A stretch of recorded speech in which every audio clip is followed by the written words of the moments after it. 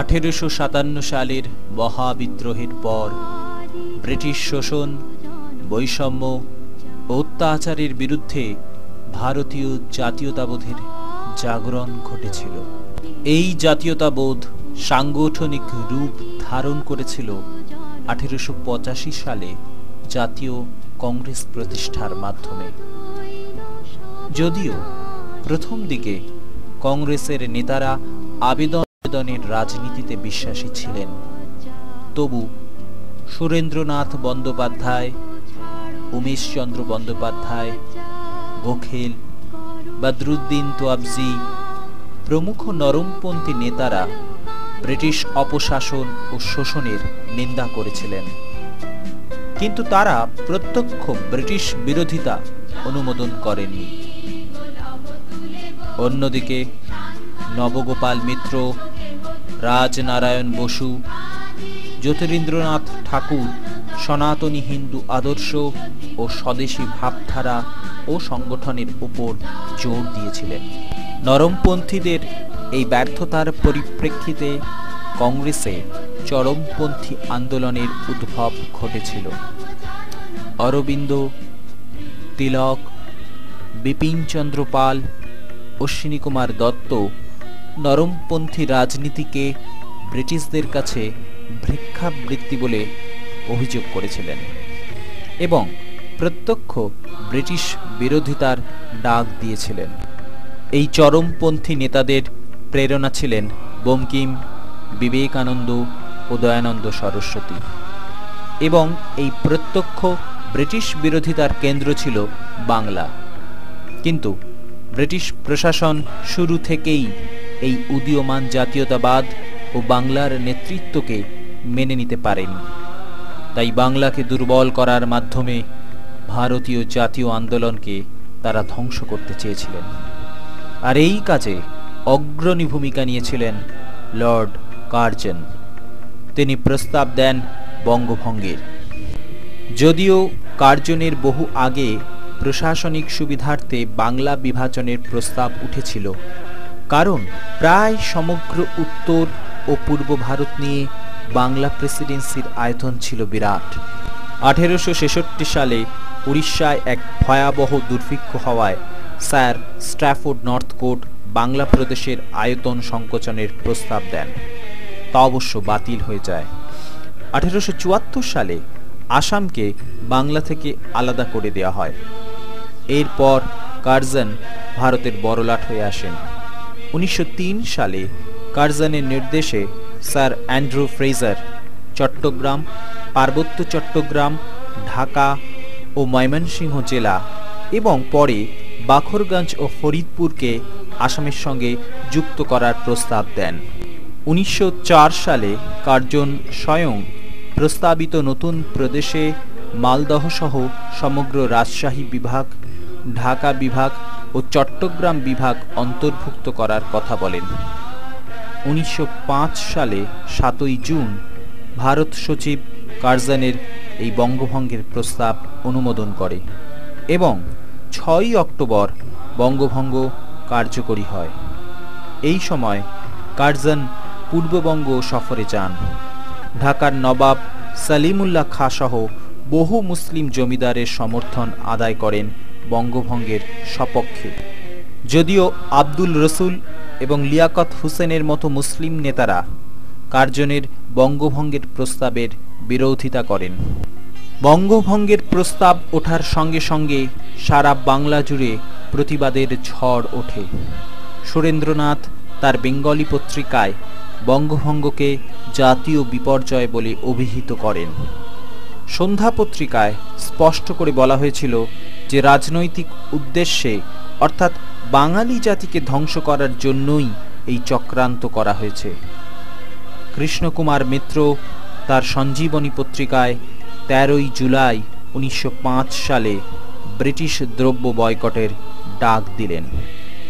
এই অবস্থায় 7 আগস্ট কলকাতার টাউন হলে এক জনসভায় বয়কটের সিদ্ধান্ত গৃহীত হয়। এদিকে 1905 সালে 16 অক্টোবর বঙ্গভঙ্গ আনুষ্ঠানিকভাবে কার্যকরী হবার সঙ্গে সঙ্গে সারা বাংলা উত্তাল হয়ে ওঠে। ওই দিনটি পালিত হয় জাতীয় শোক দিবস হিসেবে। সারা দেশ জুড়ে হরতাল ও ধর্মঘটের ডাক দেওয়া হয়েছিল। সৌভ্রাতৃত্বের প্রতীক ও হিন্দু মুসলমান ঐক্যের নিদর্শন হিসেবে শুরু হলো রাখি বন্ধন উৎসব।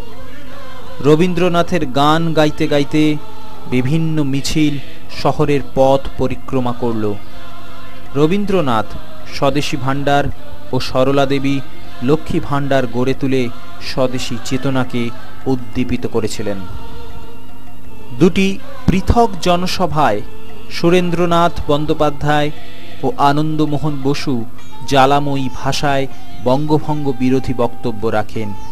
এত বড় জনসভা এর আগে কখনো হয়নি। বঙ্গভঙ্গ বিরোধী আন্দোলনে সবচেয়ে বড় ভূমিকা নিয়েছিল সেদিনের তরুণ ও ছাত্ররা। তারাই বিভিন্ন জায়গায় বিদেশি দ্রব্য বর্জনের সপক্ষে পিকেটিং করেছিল। স্বভাবতই ব্রিটিশ সরকার শঙ্কিত হয়ে ওঠে। 22শে অক্টোবর 1905 সালে জারি করা হলো কুখ্যাত কার্লাইল সার্কুলার। স্বদেশী আন্দোলনে কোনো শিক্ষা প্রতিষ্ঠানের ছাত্ররা অংশগ্রহণ করলে সরকারি অনুদান, বৃত্তি, এমনকি অনুমোদনও বাতিল হয়ে যাবে। এই সার্কুলারের বিরুদ্ধে শচীন্দ্রপ্রসাদ বসু, কৃষ্ণকুমার মিত্র গঠন করলেন অ্যান্টি কার্লাইল সমিতি। বিদেশি শিক্ষার বিরুদ্ধে ঘোষিত হল জাতীয় শিক্ষানীতি। সতীশচন্দ্র মুখোপাধ্যায় গঠন করলেন ডন সোসাইটি।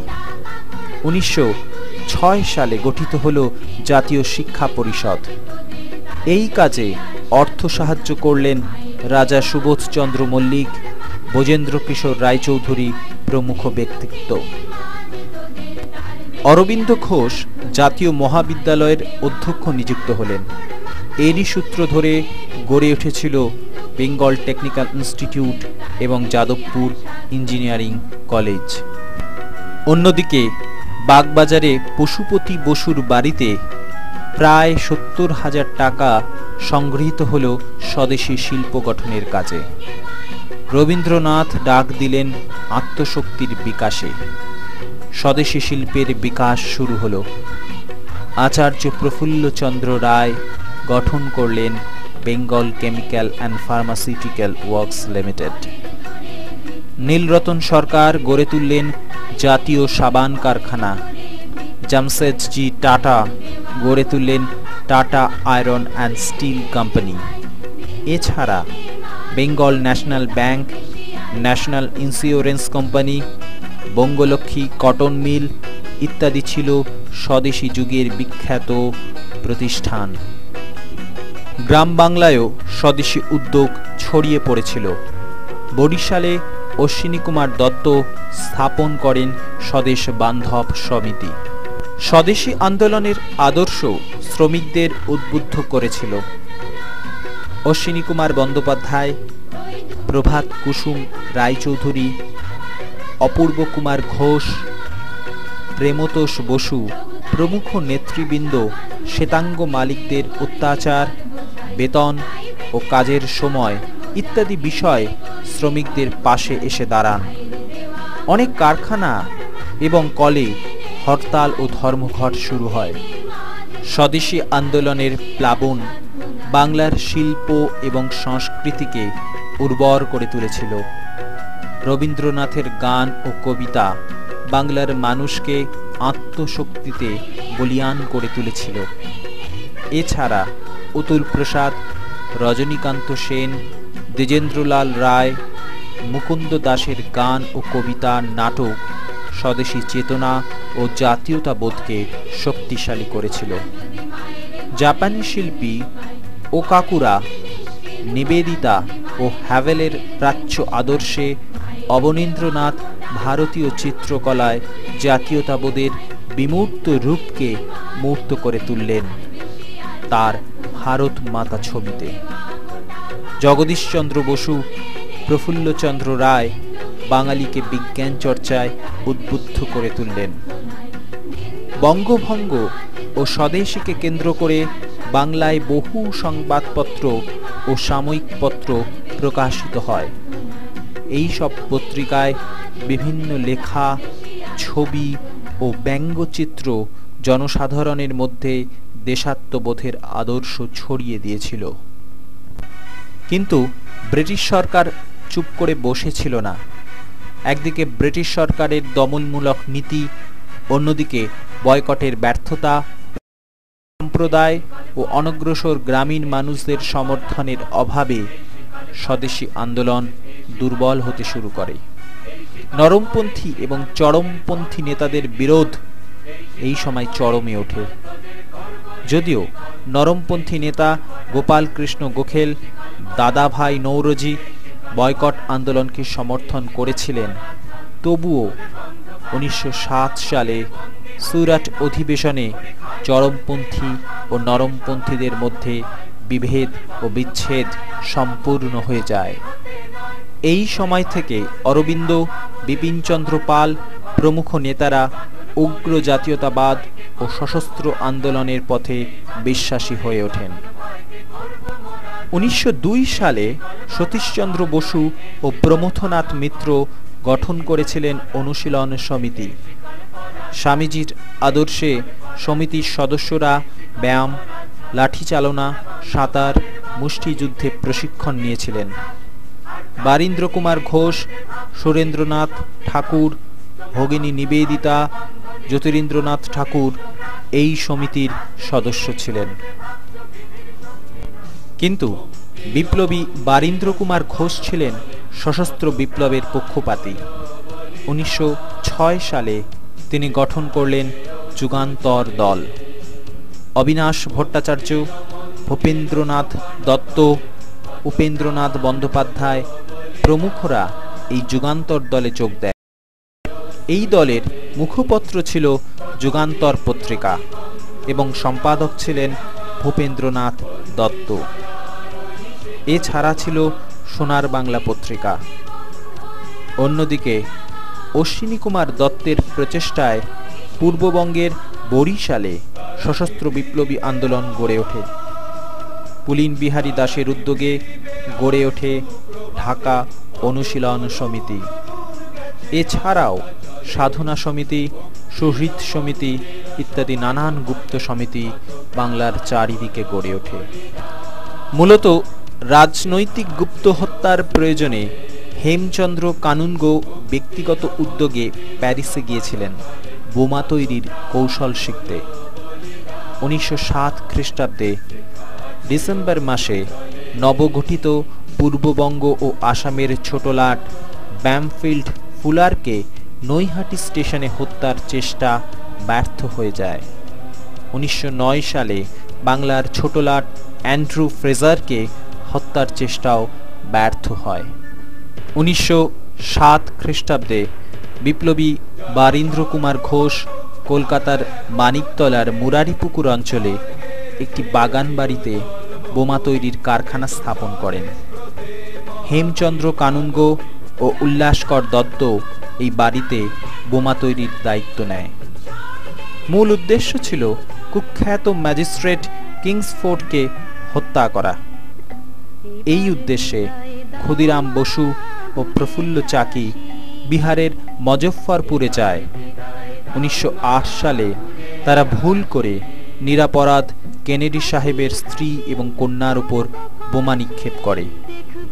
এই ঘটনার পর প্রফুল্ল চাকি ব্রিটিশদের হাতে ধরা পড়ার ভয়ে আত্মহত্যা করে। ক্ষুদিরাম বসু ধরা পড়েন। অবশেষে 1908 সালে ক্ষুদিরামের ফাঁসি হয়। অন্যদিকে মুরারিপুকুরের বোমার কারখানা পুলিশ ঘিরে ফেলে। বারিন ও অরবিন্দ সহ প্রায় 37 জন বিপ্লবীকে গ্রেপ্তার করা হয়। শুরু হয় আলিপুর বোমা ষড়যন্ত্র মামলা। এই মামলার রাজ সাক্ষী নরেন গোসাইকে জেলের মধ্যে হত্যা করে কানাইলাল দত্ত ও সত্যেন বসু। চিত্তরঞ্জন দাসের সুযোগ্য ওকালতিতে অরবিন্দ মুক্তি পান, কিন্তু এরপর থেকে মৃত্যু পর্যন্ত অরবিন্দ পণ্ডিচেরিতে সাধনায় মগ্ন ছিলেন। এইভাবে স্বদেশী আন্দোলনের গর্ভ থেকেই জন্ম নিয়েছিল বিপ্লবী আন্দোলন। এই সময় থেকে প্রত্যক্ষ এবং সশস্ত্র ব্রিটিশ বিরোধিতা শুরু হয়। আন্দোলনের চাপে পড়ে 1911 সালে ইংল্যান্ডের রাজা পঞ্চম জর্জ দিল্লিতে বঙ্গভঙ্গের সিদ্ধান্ত রদ করেন। গান্ধীজি যথার্থই বলেছিলেন, বঙ্গভঙ্গ হল ব্রিটিশ সাম্রাজ্যের ভেঙে পড়ার প্রথম অবস্থা।